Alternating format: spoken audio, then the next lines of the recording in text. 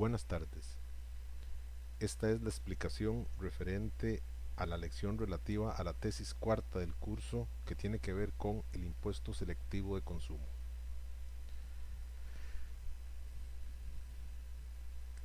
De acuerdo a la definición consignada, se trata de un impuesto que grava el uso o consumo de productos que no son considerados de primera necesidad, tales como bebidas alcohólicas, perfumes, joyas, relojes y armas, así como otros productos que contaminan el ambiente, como combustibles. A la vez es un tributo sobre el valor de transferencias de ciertas mercancías consideradas por el legislador como suntuarias o de lujo, por lo que la tarifa aplicable varía dependiendo de la mercancía de que se trate. En esta definición se encuentra prácticamente toda la sustancia, o lo más importante, del tributo en referencia. Como se verá, no es un tributo que afecte sensiblemente a la población en general. A la población en general le afectaría un tributo completo, sin excepciones, a la canasta básica de alimentos. Porque es lógico, todos debemos alimentarnos. Entonces, si todos los alimentos son gravados, nos afecta, obviamente ese tributo nos afecta absolutamente a todos.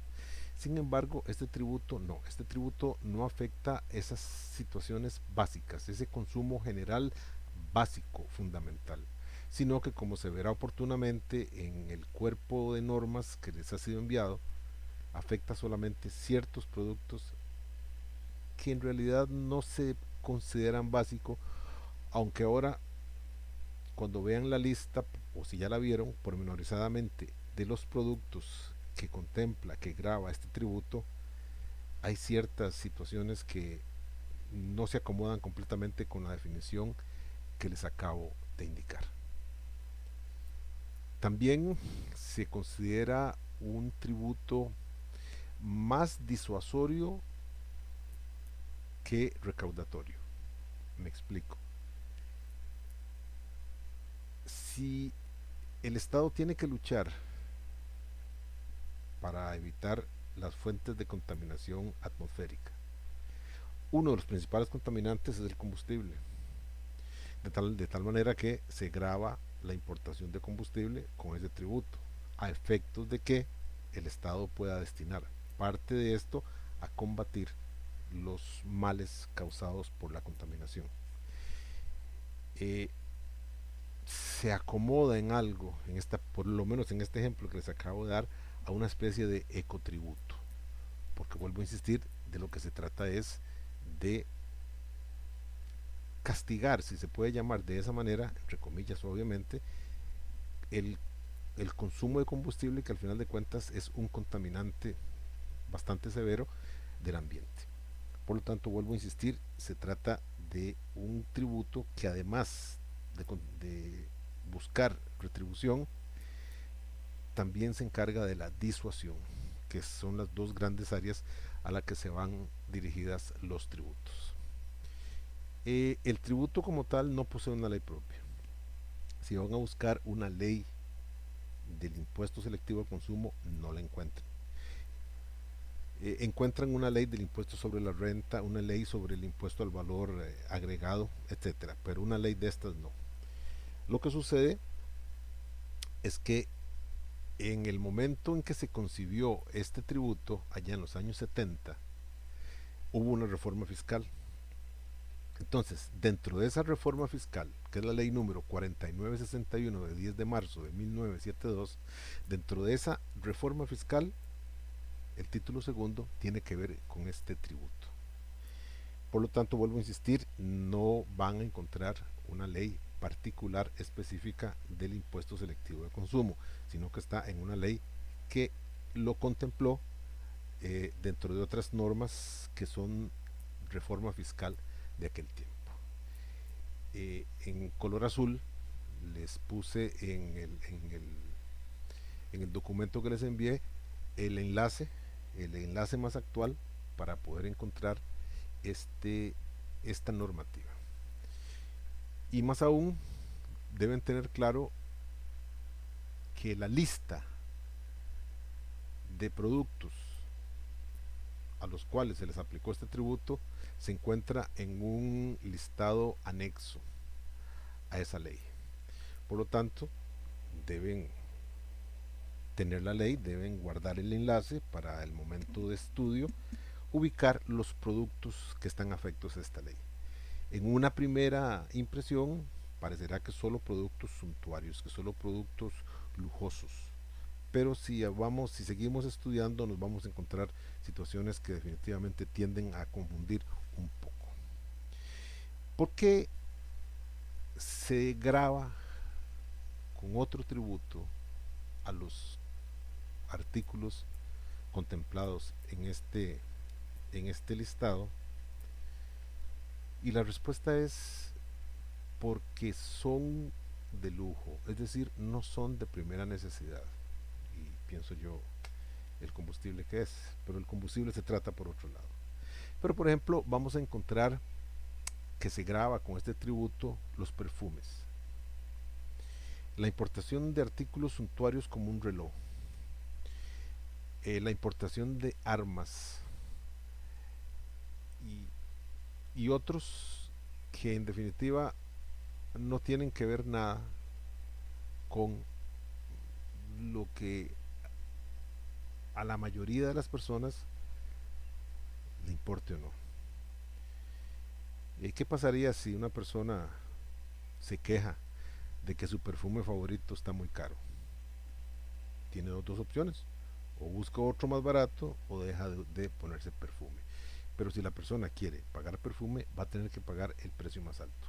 Esta diferencia de precios, principalmente en aspectos tan puntuales como un perfume de una determinada marca, es muy fácil de apreciar cuando se hace un viaje al extranjero. Cuando se hace un viaje al extranjero, en la tienda libre de impuestos de Limas, en los aeropuertos o de otra empresa, ese perfume está allí y el precio es si acaso la mitad de lo que vale en el comercio callejero o urbano. Verdaderamente la diferencia de productos es muy fuerte, es abismal. Pero el punto es el siguiente: quien quiera oler rico, por decirlo de alguna manera gráfica, deberá pagar. Entonces sí, efectivamente, recuerde que los costarricenses somos muy especiales y que hacemos un viaje al extranjero, aunque sea de trabajo, pero siempre vamos allí, nos vamos a dar cuenta de que mejor, si me gusta un perfume, lo compro allí y no aquí en Costa Rica, en un centro comercial, porque la diferencia de precios es abismal. Y la razón es que estos productos fuera de nuestras fronteras, o por lo menos en esa situación tributaria de tiendas libres de impuestos, no paga este tributo. Bien, dice: el impuesto recae sobre la importación o fabricación nacional de las mercancías detalladas en el anexo a la ley 4961. Ahí está la lista completa. Y grava la importación y la transferencia. Esos son los hechos generadores del dominio de mercancías especificadas por parte de los fabricantes, o ya sea de productos nuevos o usados. Los productos suntuarios de lujo que se fabriquen en el país son sujetos de este tributo. Si yo necesito cosas elementales, no tendrán el tributo, pero si ya quiero una especie de cosas lujosas, el tributo opera. Vuelvo a insistir, el Estado considera que la persona que se da esos gustos, comillas, lujosos, está propensa, a poder pagar estos tributos. Es muy importante la parte referente al artículo 5 de la normativa que tiene que ver con este tributo. Porque para evitar confusiones, se considera en el artículo 5 que por venta se ha de entender todo acto o convenio que implique transmisión de dominio, con plena independencia de la naturaleza jurídica del mismo y de la designación que las partes le hayan dado. ¿Qué significa esto? Que si la ley se queda en venta, perfectamente las personas pueden interpretar, máxima en Costa Rica, que la donación, que la enajenación gratuita, que la cesión, que el comodato, que es un préstamo civil, no están sujetas a este tributo. Y por lo tanto serían por esas vías disfrazando una venta, poniéndole el ropaje de otro de los contratos a los que me he referido. Entonces, para evitar este problema, de una manera pues muy particular y si se puede decir muy sabia, el artículo 5 manifiesta que el traspaso de la propiedad, la transmisión de dominio del bien es considerado venta, con total independencia del nombre que le den las partes al contrato. Entonces, si alguien dona artículos sujetos a este tributo, está en completa libertad de hacerlo.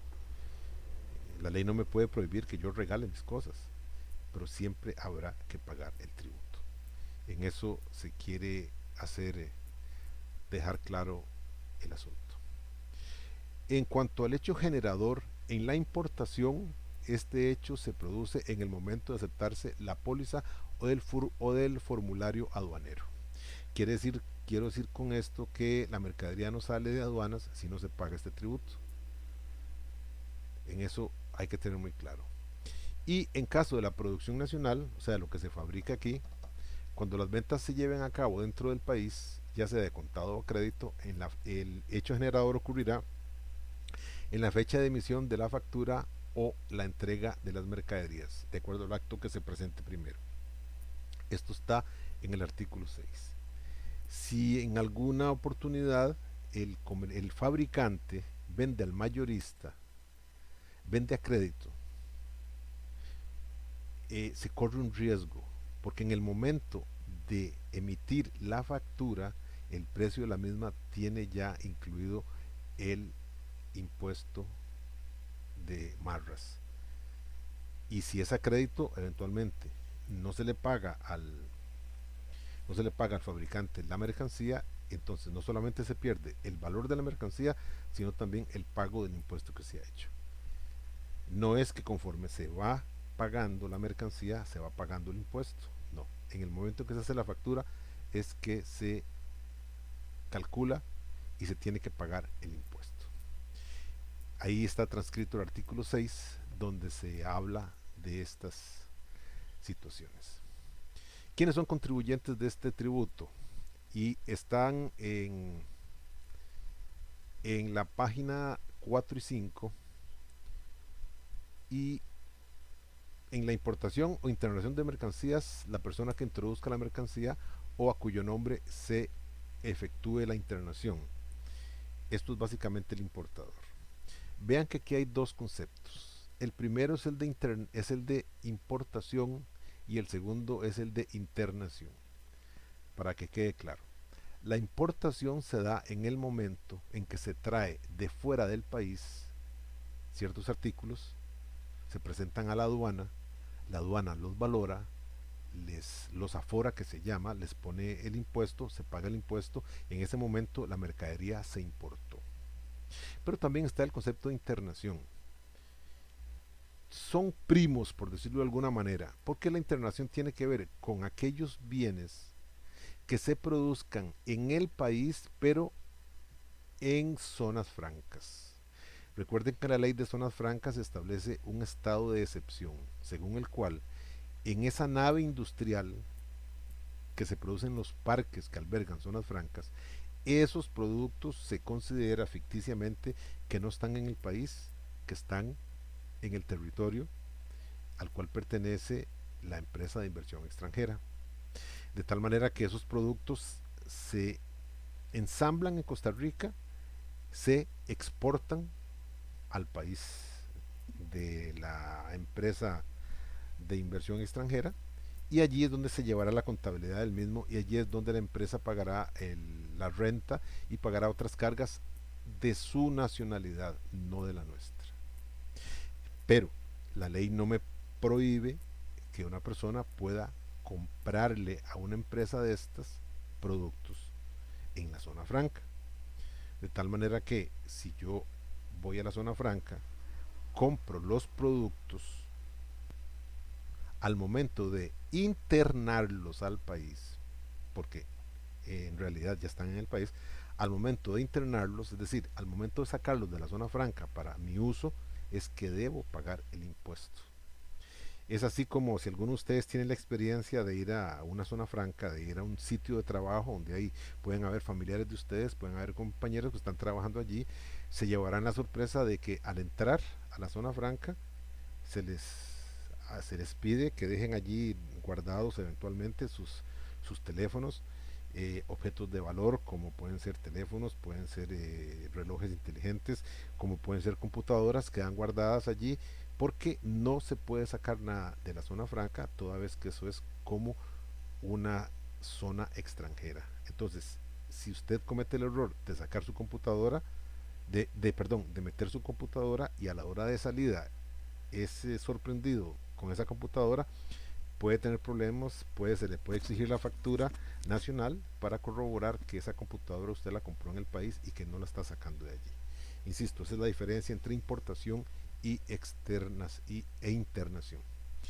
También están los casos de la producción nacional de fabricantes no artesanales. Los productores no artesanales no amparados a convenios de desarrollo internacional, desarrollo industrial, perdón, los productores no artesanales que encarguen a otras personas no exentas. Eso es las formas en que se calcula el impuesto, los momentos en que se calcula el impuesto.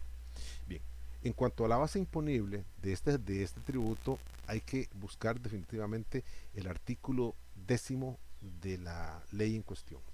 Dice, norma general, la base sobre la que se debe aplicar la tasa del impuesto que corresponda de conformidad con la presente ley se determina de la siguiente manera. En la importación e internación de mercancías, adicionando al valor CIF, costo, seguro y flete, de ingreso, los derechos de importación y el impuesto de estabilización. O sea, hay un precio que es el precio de factura, que ya trae el costo, obvio, el seguro y el flete. A eso se le agregan los derechos de importación y el impuesto de estabilización, y a eso es que se le carga, a esa suma es que se le carga el impuesto de consumo. En la producción nacional, sobre el precio de venta al contado del fabricante, el cual solamente puede deducir los descuentos usuales y generales que son concedidos. ¿Qué pasaría si tributación se encuentra que un productor nacional está fabricando artículos suntuarios, pero los vende con un 90% de descuento? Eso obviamente va a ser rechazado porque no son descuentos usuales. Usuales puede ser un 5, eventualmente, y de una manera asombrosa un 10%, pero nunca un 40, un 50, menos un 90%. Bien, en cuanto a las tarifas, esto es importante porque en este aspecto la ley tiene una situación que es bastante particular. Por lo general, los impuestos, las leyes que regulan los impuestos indican cuál es el monto del tributo en referencia. En este caso no. En este caso las tarifas son variadas y pueden llegar hasta un 50% del valor imponible, ya que los artículos serán grabados con tasas distintas según sea su suntuosidad, o sea, según sea su lujo. Puede ser 5, 10, 20, 25 y hasta 50%. Dice, a cada una de las mercancías indicadas en el anexo a la ley corresponde aplicar las tarifas ad valorem establecidas por el sistema arancelario centroamericano sobre la base imponible que se termine conforme con las disposiciones del artículo 10 de la ley citada.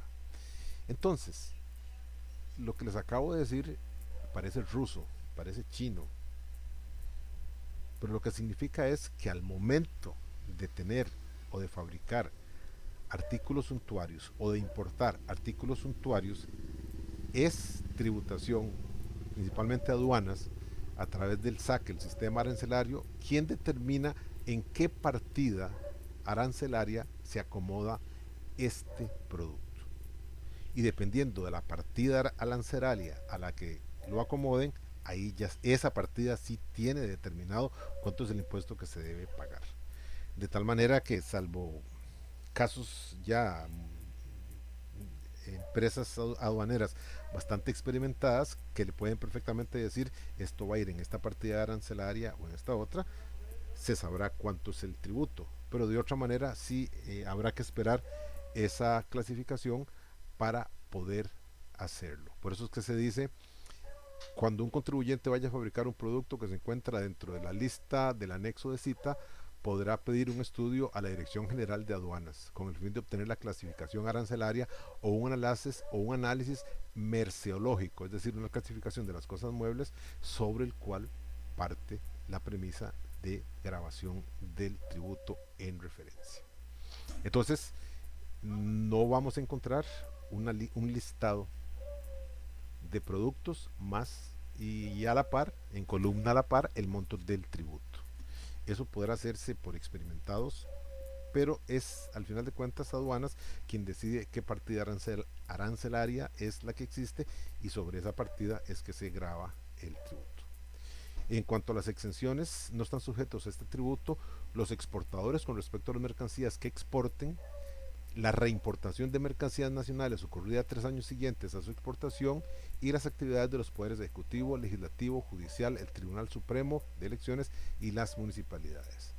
El caso de la reimportación se ha presentado en algunas oportunidades.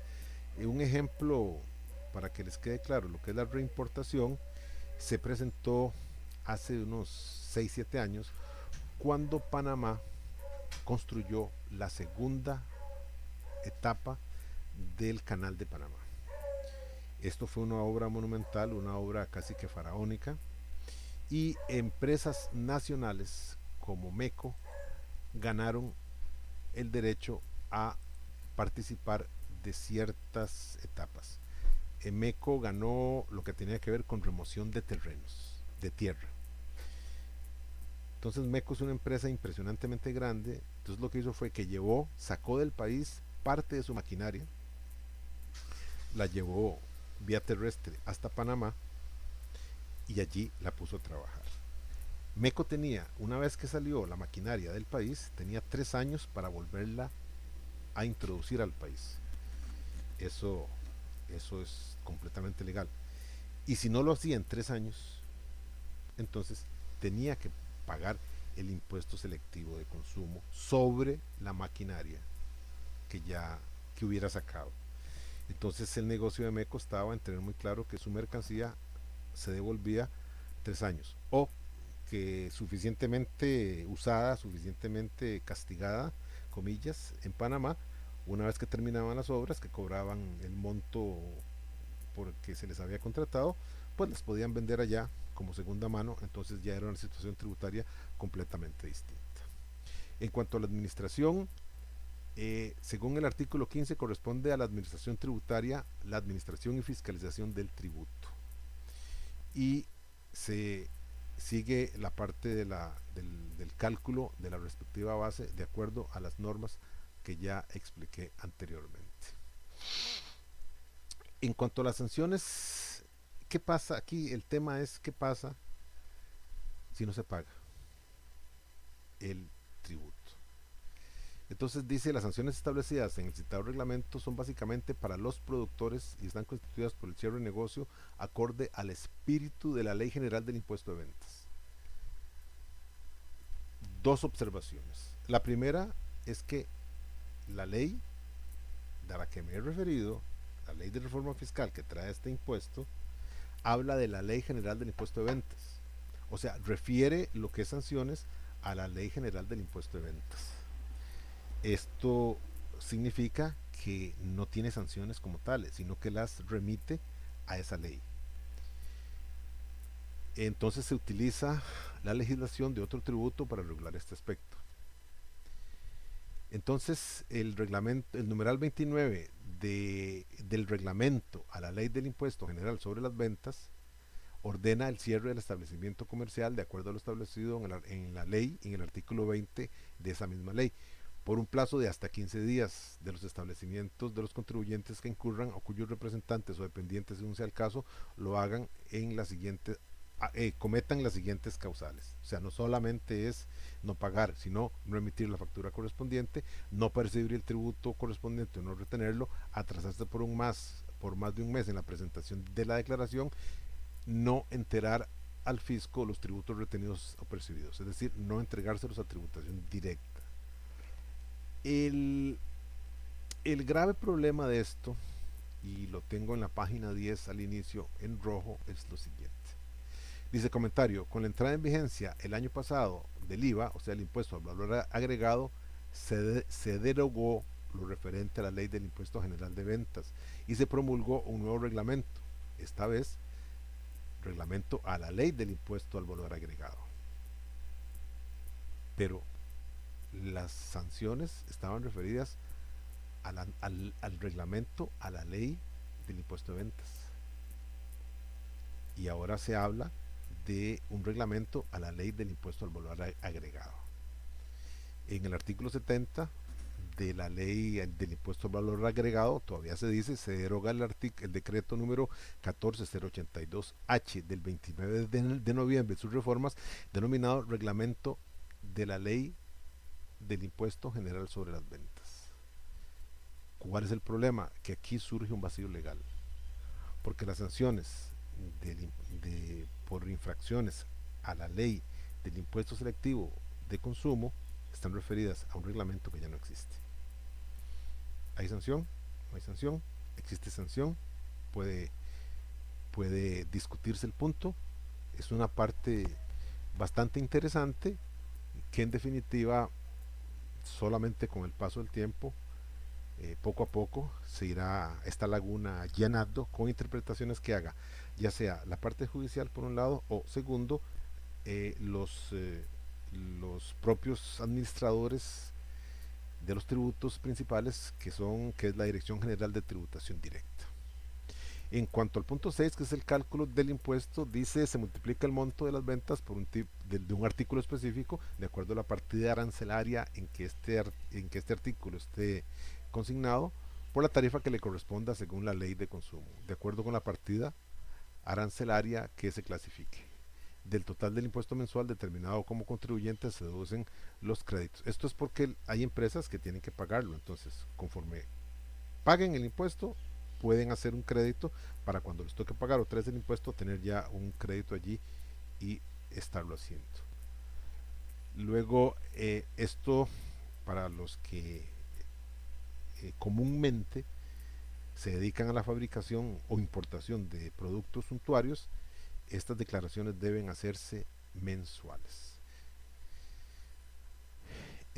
Luego, en cuanto a las obligaciones que implica este tributo, la primera de ellas es presentar la declaración y pagar el impuesto. La segunda es la declaración informativa, que prácticamente ahora la tienen que hacer todos los que pagamos impuestos. Y por último el periodo fiscal, que el periodo fiscal es mensual. O sea, cada mes hay que ir haciendo esto. De esta manera, compañeros, termino la explicación de lo que tiene que ver con la lección relativa al impuesto selectivo del consumo. Tengan buenas tardes.